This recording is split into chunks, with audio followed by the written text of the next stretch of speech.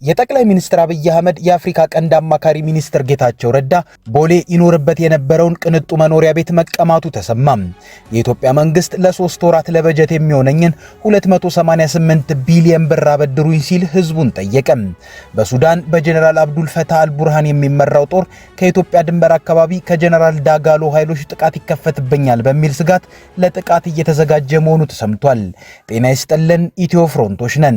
አብራችሁን ስትቆዩ እነዚህን ጉዳዮች በስፋት ተሰማላችሁ። እስከዛው ቻናላችንን ሰብስክራይብ፣ ላይክ እና ሼር እያደረጋችሁ አብራችሁን ቆዩ። የጠቅላይ ሚኒስትር አብይ አህመድ የአፍሪካ ቀንድ አማካሪ ሚኒስትር ጌታቸው ረዳ ቦሌ ይኖርበት የነበረውን ቅንጡ መኖሪያ ቤት መቀማቱን ሰምተናል። ይህ የሆነው ጌታቸው ረዳ ከወር በፊት በአልጀዚራ ሄድ ቱ ሄድ ፕሮግራም ላይ ከመህዲ ሐሰን ጋር ቃለ ምልልስ ማድረጉን ተከትሎ ነው። ኢንተርቪውን ተከትሎም ጌታቸው ረዳ የተለያዩ ሁኔታዎች አጋጥመውት እንደቆዩም ነው የሰማነው። ከመህዲ ሐሰን ጋር ጌታቸው ረዳ ቆይታን ካደረገ በኋላ ምንም እንኳን የጠቅላይ ሚኒስትሩ የአፍሪካ ቀንድ አማካሪ ሚኒስትር ይሁን እንጂ በስራ ጉዳይ ከጠቅላይ ሚኒስትሩ ጋር ብቻውን ተገናኝቶ አያውቅም። ጌታቸው ከአልጀዚራ ቆይታው በኋላ ግብጽ በጅቡቲና ኤርትራ የወደብ ልማት ላይ ለመሰማራት ፊርማ አኑራለች ቢባልም እስራኤል ለሶማሊላንድ የአገርነት ዕውቅና ሰጥታለች በሚል ቦምብ ዜና ቢሰማም ሌሎች የአፍሪካ ቀንድን የሚያናውጡ ከባባድ ክስተቶች ቢፈጠሩም የጠቅላይ ሚኒስትሩ የአፍሪካ ቀንድ አማካሪ ሚኒስትር ጠቅላይ ሚኒስትሩን አላገኛቸውም መባሉም አስገራሚ ዜና ነው። ነገር ግን ጌታቸው ረዳ ጠቅላይ ሚኒስትሩን በስራ ጉዳይ በግለሰብ ደረጃ አላገኛቸውም እንጂ ጠቅላይ ሚኒስትሩ የተገኙበት ቦታ ላይ ግን አልተገኘም ማለት አይደለም። ዛሬ እንኳን ጠቅላይ ሚኒስትር አብይ አህመድ የአዲስ አበባ ዩኒቨርሲቲን 75ኛ ዓመት በሚመለከት ጥናታዊ ጽሑፍን ሲያቀርቡ በአዳራሹ ታይቷል። ነገር ግን እንደ ከዚህ ቀደሙ ከአብይ ጋር በግል ደረጃ አብሮ አልተገናኘም፣ አልታየም። ጌታቸው ረዳ ከአልጀዚራ ኢንተርቪው በፊት ጠቅላይ ሚኒስትር አብይ አህመድ ለጉብኝት በተገኙበት ቦታ እጅ ለእጅ ተያይዘው መታየትን ልማድ አድርገውት ነበር። ጌታቸው ከጠቅላይ ሚኒስትሩ እጅ ዳቦ ሲጎርስም ታይቶ ያውቃል።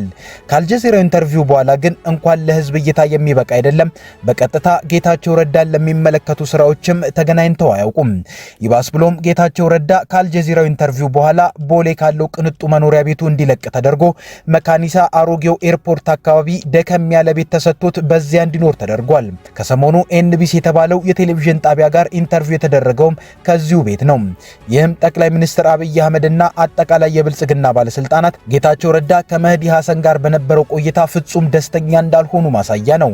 እንደሰማነው ከሆነም ከዚያ ቃለ ምልልስ በኋላ ጌታቸውን ከጠቅላይ ሚኒስትር አብይ አህመድ ውጭ እነ ሽመልስ አብዲሳን ጨምሮ በርካታ የብልጽግና ባለስልጣን ተቀይመውታል። በዚያም የተነሳ ነው ሊያገኟቸው ካለመፈለግ አንስቶ ከቅንጡ መኖሪያ ቤት እስከ ማስወጣት የደረሱት። ጌታቸው ረዳ የአልጀዚራው ሄድ ቱ ሄድ ፕሮግራም ላይ ከመህዲ ሐሰን ጋር እንዲቀርብ ከመጀመሪያው አንስቶ የፈለጉት ጠቅላይ ሚኒስትር አብይ አህመድ ነበሩ ይባላል።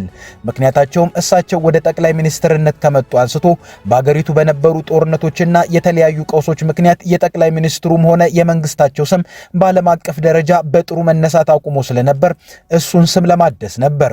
በተለይ ለጠቅላይ ሚኒስትሩ ስም መጠልሸት ሀገሪቱ ከገባችበት ቀውስ ባሻገር ጌታቸው ረዳ በተለያዩ ሚዲያዎች ላይ ስለ ጠቅላይ ሚኒስትሩ የተናገራቸው ንግግሮች ቀላል የማይባል አስተዋጽኦ ስለነበረው ስም ባጠለሸው ሰው ማስተካከያ ቢደረግ ይሻላል የሚል ግምት ተይዞ ነው የአልጀዚራም ቃለ ምልልስ ላይ እንዲገኝ የተደረገው። ታዲያ የድሮውን የጠፋ ስም ያካክሳል ተብሎ በአልጀዚራ ከመህዲ ሐሰን ጋር የቀረበው ጌታቸው ረዳ ጭራሽ ነገሩ ተበላሽቶበት አረፈው።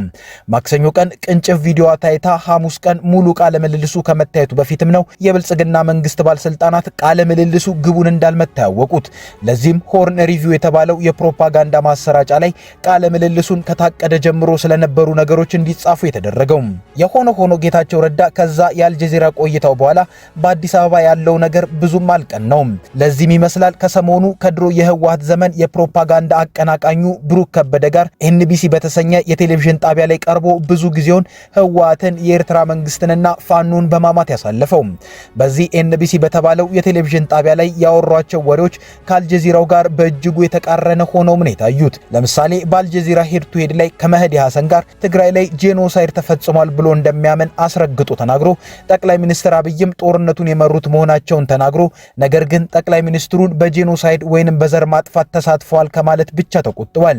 የቃለ ምልልሱ ይህኛው ክፍል ላይ ጌታቸው አብይን በዘር ማጥፋት ተሳትፈዋል ብሎ ቀጥታ ላለመናገር ይከራከር እንጂ ጦርነቱን የመሩት እሳቸው መሆናቸውን ከተናገረ በውስጥ ታዋቂነት እንዳመነ ይቆጠራል ተብሎ ነበር። ስለዚህ ዘር ጭፍጨፋ ነበር ወይንስ አይደለም?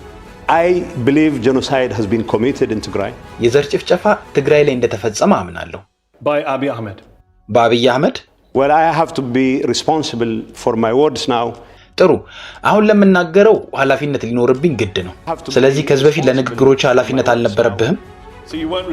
አሁንም ቢሆን በትግራይ ላይ የዘር ማጥፋት ወንጀል ተፈጽሟል በሚለው አቋሜ ላይ ለመሆን አሁንም ዝግጁ ነኝ። ቆይ ተምታታብኝ። እዚህ ጋር ላለው ተመልካች ግልጽ ለማድረግ እስካሁን ድረስ የዘር ማጥፋት መሆኑን ታምናለህ? አዎ። ነገር ግን አብይ የዘር ማጥፋቱን ፈጽሟል ለማለት ፈቃደኛ አይደለህም? አዎ። ስለዚህ የዘር ጭፍጨፋው በራሱ ጊዜ ተፈጸመ? No, there were so many actors involved. አይደለም፣ በጊዜው ብዙ ተዋናዮች ተሳትፈው ነበር። Was he one of them? አብይ ከነሱ አንዱ ነበር? The war on Tigray was led by Prime Minister Abiy Ahmed himself.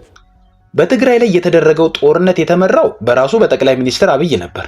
ከሰሞኑ በተላለፈው ኢንተርቪው ግን በትግራዩ ጦርነት ወቅት አይደለም ጠቅላይ ሚኒስትሩ በትግራዩ ጦርነት የዘር ማጥፋት ተሳትፈዋል ሊል ቀርቶ የፌዴራል መንግስት ጦር በትግራዩ ጦርነት ላይ አልተሳተፈም ማለት እስኪቀረው ድረስ በትግራይ ጦርነት የደረሱ ጥፋቶችን ለኤርትራና ፋኖ አከፋፍሎታል። 76% of the crimes were committed specifically በኤርትራ ተፈጸሙ ይልና ከ24% assortment of ፋኖ አለ። ያልገባኩ የለም። ትግራይ ውስጥ እኮ እድል ገጠመኝ ያለ ማንኛውም ፋኖ አንድ ያደረገው ዝም ብሎ ኋላ ሊሆን ይችላል እንጂ ሁሉ የግል ሽፍታ የነበረም ሳይቀርቆ ነው ትግራይ ላይ ተረባለው። ከዚህ ሲያልፍም ጌታቸው ረዳ በኤንቢሲው ኢንተርቪው ጦርነቱ ከመጀመሩ በፊት ጠቅላይ ሚኒስትር አብይ ሬድዋንን ልከው ልዩነታችንን አስታርቀን ብንኖር ይሻላል፣ ጦርነት ከተጀመረ የኤርትራ መንግስት አድቫንቴጅ እንደሚወስድ እሱን ደግሞ እሳቸው ሊያቆሙት እንደማይችሉ መልእክት እንደላኩላቸው፣ የህወሓት መሪዎች ግን እንዳልሰሟቸው፣ ይህም ብቻ ሳይሆን አቀባበል እንኳን ለሬድዋን ሳይደረግ 10 ቀን እሱ ጋር አድረው እንደሄዱም ተናግሯል። በሌላ በኩል አልጀዚራ ላይ ጠቅላይ ሚኒስትር አብይ አሁንም የመምራት ብቃታቸውን ማሳየት እንደሚገባቸውና የሚቀራቸው እንዳለ የተናገረው ጌታቸው በኤንቢሲው ኢንተርቪው ከኮሪደር አንስቶ በብዙ ረገድ ለጠቅላይ ሚኒስትሩ መወድስ ሲያቀርብ ነበር። በህወሓት ዘመን አማራና ኦሮሞ እንዴት ሊያብር ይችላል የምትለውን ዝነኛ ንግግሩን ዛሬ ደግሞ ፋኖ ኤርትራና ህወሓት እንዴት አንድ ሊሆኑ ይችላሉ በሚልም ደግሞታል። ሆኖም ይህ ኢንተርቪው የተቀማውን የቅንጦት ቤት ያስመልስለት እንደው የደረሰበትን ኩርፊያም ወደ ፈገግታ ይቀይርለት እንደሆነ ይታያል። የኢትዮጵያ መንግስት ለ3 ወራት ለበጀት የሚሆነኝን 288 ቢሊዮን ብር አበድሩኝ ሲል ህዝቡን ጠየቀ። በገንዘብ ሚኒስቴር በኩል የወጣው ይህ ጥያቄም በግምጃ ቤት ሰነድ ሽያጭ የሚፈጸም ነው ተብሏል። ገንዘብ ሚኒስቴር ከጥር እስከ መጋቢት ለ3 ወራት 288.28 ቢሊዮን ብር የግምጃ ቤት ሰነድ ግዙኝ ወይንም ሰነድ ሰጥቻችሁ 288.2 ቢሊዮን ብር አበድሩኝ ነው ያለው። ይህ 288 ቢሊዮን ብሩ ደግሞ በ28 በ91 በ182 እና በ360 64 ቀን እየተከፋፈለ ነው የመመልስላችሁ ብሏል። ከ288 ቢሊዮን ብር ውስጥ 22.9 ቢሊዮን ብሩን ባበደራችሁኝ በ28 ቀን ውስጥ መልሳለሁ፣ 77.7 ቢሊዮን ብሩን ደግሞ በሰነድ ባበደራችሁኝ በ91 ቀን መልሳለሁ፣ 109.4 ቢሊዮን ብሩን ደግሞ በ182 ቀን፣ 78.4 ቢሊዮን ብሩን ደግሞ ባበደራችሁኝ በ364 ቀን ለመልስላችሁ ብሏል። ከቅርብ ጊዜያት ወዲህ የግምጃ ቤት ሰነድ ወለዱም ጥሩ ከመሆኑ ጋር ተያይዞ ተመራጭ እየሆነ ነው። መንግስትም እንደከዚህ ቀደሙ ከብሔራዊ ባንክ ገንዘብ እያተመ መበደር ስለማይችል የግምጃ ቤት ሰነድን ተመራጭ አድርጓል። ሆኖም በግምጃ ቤት ሰነድ ለመንግስት የሚያበድሩ ሰዎች አብዛኞቹ የሚመርጡት የ28 እና የ91 ቀኑን ነው ተመራጭ የሚያደርጉት። ይህም ግለሰቦች በረጅም ጊዜ በመንግስት የኢኮኖሚ አፈጻጸም ላይ መተማመን ስለሌላቸው ነው ተብሏል። በሱዳን በጀነራል አብዱል ፈታህ አልቡርሃን የሚመራው ጦር ከኢትዮጵያ ድንበር አካባቢ ከጀነራል ዳጋሎ ኃይሎች ጥቃት ይከፈትብኛል በሚል ስጋት ለጥቃት እየተዘጋጀ መሆኑ ተሰምቷል። በሱዳን በመንግስት ኃይሎችና በተቃዋሚው የፈጥኖ ደራሽ ኃይል መካከል ያለው ጦርነት ተጠናክሮ ቀጥሏል። በተለያዩ የሀገሪቱ ከተሞች እየተካሄደ ባለው ጦርነትም የመንግስት ኃይሎች የበላይነትን እያገኙ መሆኑን የተሰማው ይህ የመንግስት ኃይል የሀገሪቱ አብዛኞቹን ከተሞች መቆጣጠር መቻሉ ይገለጻል። በአሁኑ ወቅትም ጦሩ ከፈጥኖ ደራሽ ኃይሉ ሊሰነዘርብኝ ይችላል ወዳለው ብሉ ናይል ግዛቶች ጦር እየላከ ስለመሆኑ እየወጡ ያሉ መረጃዎች ያሳያሉ። መረጃዎች እንደሚያሳዩትም ጦሩ ከፍተኛ ዝግጅት በማድረግ ወደ አካባቢው የላከው ከኢትዮጵያ በኩል ይነሳል ላለው የፈጥኖ ደራሽ ኃይል ምላሽ ለመስጠት ነው። በሱዳን ባለው የእርስ በርስ ጦርነት ላይ በተለያየ መንገድ እጃቸውን አስገብተዋል የተባሉ ሀገራት ተሳትፎ ጦርነቱን ቀጠናዊ ወደ መሆን እንዳይሻገር ስጋት እንደፈጠረበት የተባበሩት መንግስታት ገልጾ ነበር። የተባበሩት መንግስታት ድርጅት የጸጥታው ምክር ቤት ከ10 ቀናት በፊት አውጥቶት በነበረው መረጃ የሱዳን ጦርነት ወደ ኢትዮጵያ ሊዛመት እንደሚችል በመግለጽ ሰፊ የቀጠናዊ ግጭት ስጋት መጋረጡን አስጠንቅቆ ነበር። ምክር ቤቱ በሱዳን እየተባባሰና ከጊዜ ወደ ጊዜ ዓለም አቀፋዊ መልክ እየያዘ የመጣውን ግጭት ወደ ጎረቤት ሀገራት በተለይም ወደ ኢትዮጵያ ሊዛመት እንደሚችል ነበር የገለጸው። ይህም ሊሆን የሚችለው ውጊያው እየበረታ የጦር መሳሪያዎች ስርጭት እየጨመረና ታጣቂ ቡድኖች ባልተጠበቁ ድንበሮች በኩል እየተንቀሳቀሱ በመሆናቸው ነው ብሏል። ዛሬ ላይ እየወጡ ያሉትና የሱዳን መንግስት ጦር ከኢትዮጵያ በኩል ሆኖ ጥቃት ይሰነዝርብኛል ላለው የፈጥኖ ደራሽ ኃይል ጥቃት ምላሽ ለመስጠት እያዘመተ ያለው ጦር የጸጥታው ምክር ቤት በስጋትነት ያነሳቸው ጉዳዮች ለመቃረባቸው ጠቋሚ ይመስሏል። ኢትዮጵያ ምንም እንኳን በይፋ ባትገልጽም በመሐመድ ሐምዳን ዳጋሎ ለሚመራው የሱዳን ፈጥኖ ደራሽ ጦር ድጋፍ እንዳላት ነው የሚነገረው።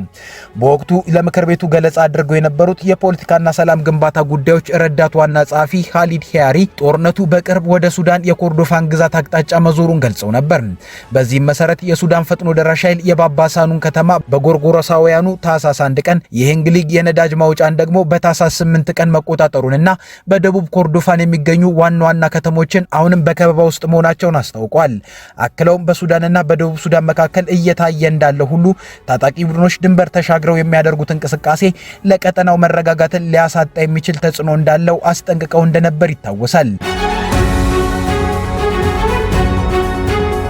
ከኢትዮ ፍሮንት የዛሬ ጉዳያችን ይኸው ነበር። ቻናላችንን ሰብስክራይብ አድርጉልን። እናመሰግናለን። መልካም ጊዜ